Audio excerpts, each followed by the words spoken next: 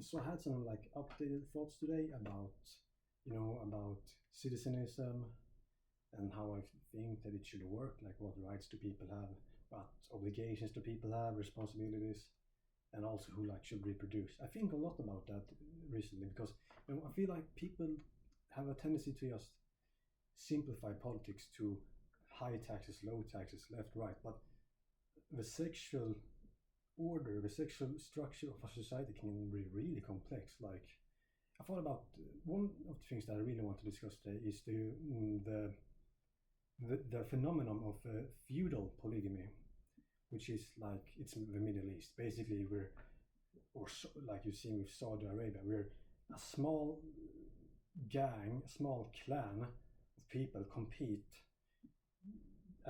to get to a top position, the top of the ladder, being in the position of the boss, and then having sex, reproducing with all of the women on the bottom, and basically all of the men just work for the top men.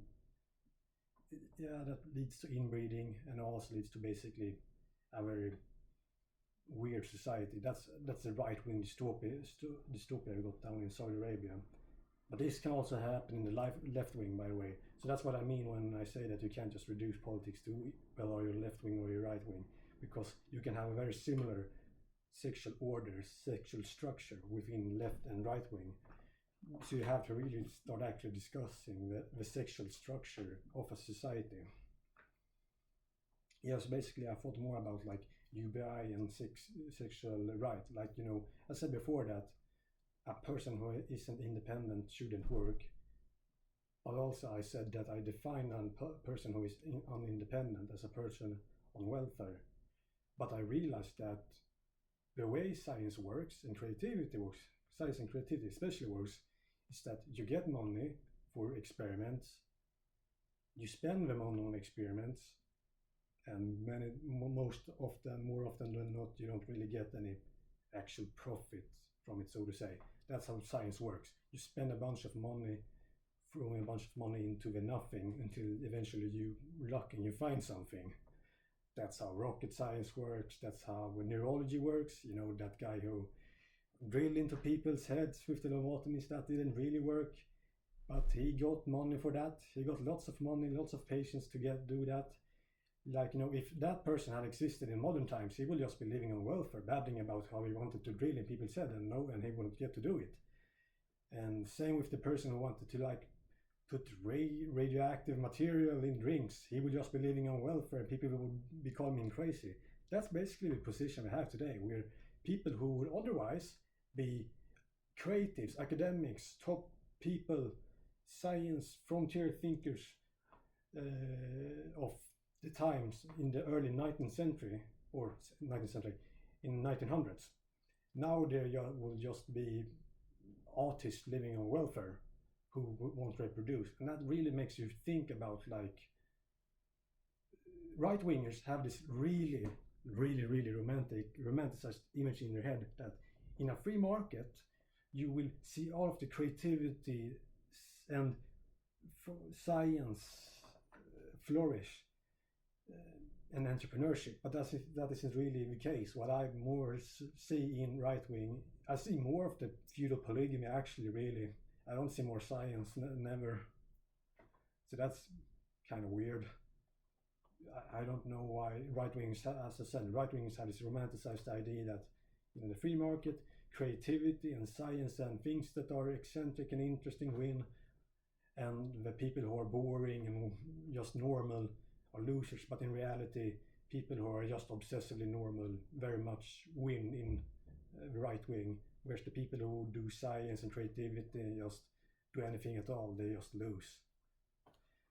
And because of that, I really believe that I have actually changed the requirement so that for like who should reproduce, you should pass a test, basic test on human function. So like, can you walk? Can you get around? Can you communicate clearly with people? Can you speak?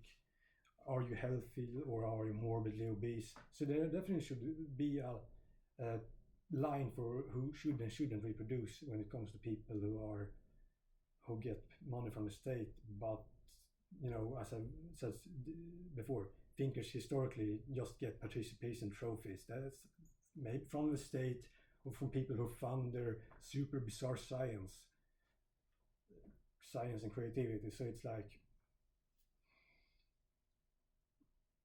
yeah, as I said, people who would be doctors who were praised in the early 1900s are now just artists living on welfare without any wife and want to reproduce. So yeah, I want to lower the bar. So basically, you can have economic aid, social aid, and still get to reproduce, which is a change indeed. But you have to pass a basic test of function, a basic test of integration and function. Like you have to have some sort of ability that you can show. But you don't need to make a profit. Because I realized that when you set the requirement that you have to make massive profit or something, then you just again get feudal polygamy, and I very much want to get away from that. So today I have extended citizenism to basically meaning that a person who possesses basic human functioning in society, social skills, academic skills, writing, should be allowed to reproduce, because, well, science creativity is all about participation trophies. Yeah, citizenism, that's how it works. Yeah. And it's for not just for humans, but it's also for plants and robots. That's so weird. But yeah, that's basically it for today. Some updates on citizenism. See ya.